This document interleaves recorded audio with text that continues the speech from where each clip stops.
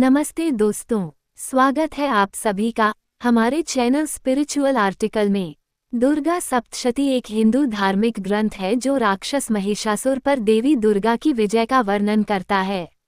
इसे देवी महात्म्य या चंडी पाठ के नाम से भी जाना जाता है। ये ग्रंथ ऋषि मार्कंडेय द्वारा लिखित मार्कंडेय पुराण का हिस्सा है और इसमें 13 अध्यायों में व्यवस्थित 700 श्लोक हैं।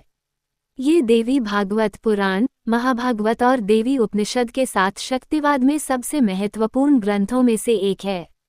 लेकिन आगे बढ़ने से पहले अगर आप हमारे चैनल पर नए हैं तो कृपया हमारे चैनल को सब्सक्राइब करें, वीडियो को लाइक करें और अपना कीमती कमेंट्स हमारे साथ शेयर करें। आप सभी के सपोर्ट से ही हम ऐसे सुंदर और ज्ञानवर्धक वीडियो आपके लिए लेकर आते रहेंगे। आइए वीडियो शुरू करते हैं। नवरात्रि के दौरान नियमित रूप से दुर्गा सप्तशती का पाठ किया जाता है। कुछ लोगों का मानना है कि जो लोग रोजाना इस पाठ का पाठ करते हैं उन्हें अपने जीवन में काले जादू और बाधाओं से छुटकारा मिल सकता है। दुर्गा सप्तशती में मां दुर्गा के 7 रूपों का वर्णन किया गया है। आइए जान लेते हैं वीडियो की सूची। 1. कात्यायनी, बाधा दूर करने वाली। 2. ब्रह्मचारिणी, त्याग, तपस्या तथा सदाचार की देवी। 3. महागौरी, पवित्रता, कृपा तथा क्षमा प्रदान करने वाली। 4. कालरात्रि, दुर्गा का सबसे उग्र रूप। 5. सिद्धिदात्री, दुर्गा का अंतिम रूप।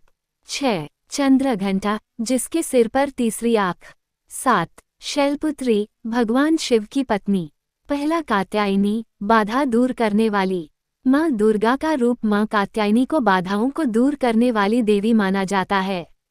मां दुर्गा के इस दैवीय रूप की पूजा छठे नवरात्रा को की जाती है। भक्त मां कात्यायनी की कृपा बनाए रखने के लिए मां की आराधना करते हैं और मां का आशीर्वाद उन पर बना रहता है। ऐसी मान्यता है कि कात्यायनी माता का व्रत और उनकी पूजा करने से कुंवारी कन्याओं के विवाह में आने वाली बाधा दूर होती है। ज्योतिषों के अनुसार यदि किसी लड़की के विवाह में बार बार रुकावट आती है तो उसे मां कात्यायनी की पूजा करनी चाहिए। दूसरा ब्रह्मचारिणी, त्याग, तपस्या तथा सदाचार की देवी। नवरात्रि के दूसरे दिन पूजे जाने वाली मां ब्रह्मचारिणी को तपस्या की देवी कहा जाता है।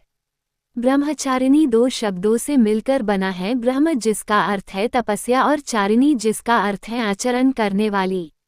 इसलिए मां ब्रह्मचारिणी को तप का आचरण करने वाली देवी कहा जाता है। मां ब्रह्मचारिणी देवी पार्वती का अविवाहित रूप है। देवी ब्रह्मचारिणी ने भगवान शिव को पति के रूप में पाने के लिए कठोर तपस्या की थी।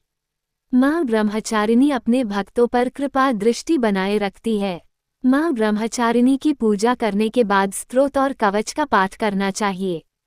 तीसरा महागौरी, पवित्रता, कृपा तथा क्षमा प्रदान करने वाली। मां महागौरी मां दुर्गा की 8वीं शक्ति हैं। नवरात्रि के 8वें दिन इनकी पूजा की जाती है। माना जाता है कि देवी पार्वती की कठिन तपस्या के कारण ही उन्हें महागौरी का अवतार प्राप्त हुआ था। तपस्या से महागौरी का शरीर काला पड़ गया था, परंतु शिव जी ने इन्हें गंगा में स्नान करने को कहा और इनका शरीर चमक उठा। गंगा स्नान से इनका रंग गोरा हो गया और इन्हें महागौरी कहा जाने लगा। मां महागौरी का स्वरूप अत्यंत सौम्य है। इनका वर्ण पूर्ण रूप से गौर है और इनके वस्त्र और आभूषण भी सफेद ही हैं। इनकी 4 भुजाएं हैं। इनके दाहिने ओर के ऊपर वाले हाथ में अभय मुद्रा और नीचे वाले हाथ में त्रिशूल है। बाएं ओर के ऊपर वाले हाथ में डमरू और नीचे वाले हाथ में वरमुद्रा है। इनका वाहन बैल है। इनका स्वभाव अति शांत है। मां महागौरी की पूजा करने से भक्तों के सभी काम सफल होते हैं। मां के इस स्वरूप की पूजा करने से कन्याओं को मनचाहा वर का आशीर्वाद मिलता है। मां के इस स्वरूप की पूजा आराधना से सभी 9 देवी प्रसन्न होती हैं। मां महागौरी को गुलाबी रंग बहुत पसंद होता है, इसलिए गुलाबी रंग के वस्त्र पहनकर उनकी पूजा करना अत्यंत लाभकारी होता है। चौथा कालरात्रि, दुर्गा का सबसे उग्र रूप। कालरात्रि का शाब्दिक अर्थ है काल और रात्रि, जिससे इसका मतलब होता है काल की रात। कालरात्रि देवी दुर्गा के 9 रूपों में से 7वां स्वरूप है।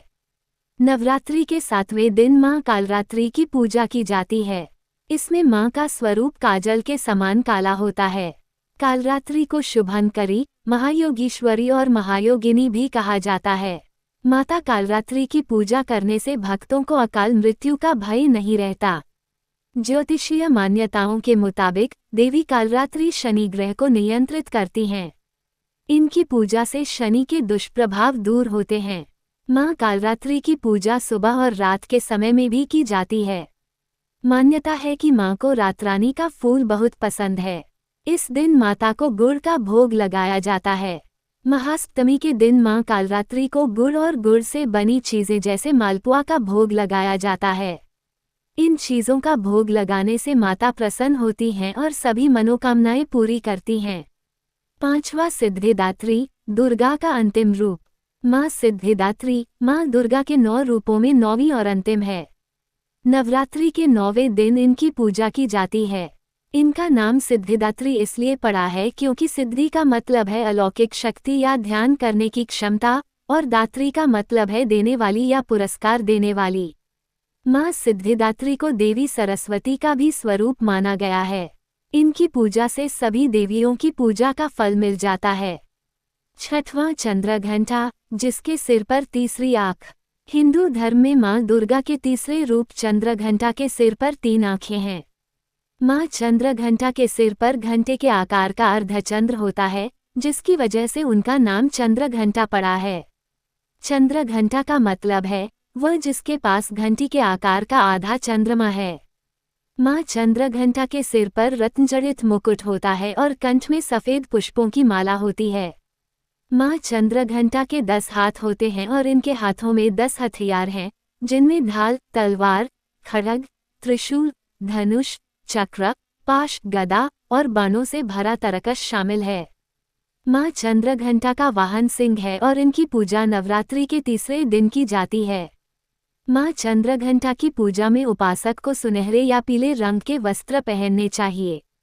अब अंत में 7वां शैलपुत्री, भगवान शिव की पत्नी। शैलपुत्री भगवान शिव की पत्नी हैं। शैलपुत्री को पार्वती और हेमावती के नाम से भी जाना जाता है। शैलपुत्री का शाब्दिक अर्थ है पर्वत शैला की बेटी पुत्री। प्राचीन कथा के अनुसार शैलपुत्री का पिछला जन्म सती के नाम से था और वे भगवान शिव की पत्नी थीं। अगले जन्म में वे हिमालय के राजा हिमावत की बेटी के रूप में जन्मी और शैलपुत्री कहलाईं। शैलपुत्री का विवाह भी भगवान शंकर से हुआ और वे शिवजी की अर्धांगिनी बनी। शैलपुत्री को पर्वतों की देवी माना जाता है। मान्यता है कि वे योग, साधना, तप और अनुष्ठान के लिए पर्वतराज हिमालय की शरण लेने वाले सभी भक्तों पर विशेष कृपा बनाए रखती हैं।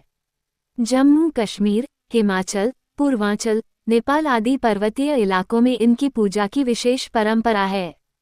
वाराणसी में शैलपुत्री का एक प्राचीन मंदिर है, जहां माना जाता है कि सिर्फ दर्शन करने से ही भक्तों की मुरादें पूरी हो जाती हैं। चैत्र नवरात्र के पहले दिन यानी प्रतिपदा को जो भी भक्त मां शैलपुत्री के दर्शन करता है, उसके सारे वैवाहिक जीवन के कष्ट दूर हो जाते हैं। मां दुर्गा के सभी रूपों का अपना एक महत्व है। माना जाता है कि मां दुर्गा के सभी रूपों की पूजा करने से दैवीय फल प्राप्त होता है। मां दुर्गा की पूजा करने का सबसे अच्छा समय नवरात्रि का होता है। इसलिए नवरात्रि के दिनों में मां दुर्गा को पूजा करने से भक्तों को मनचाहा फल प्राप्त होता है।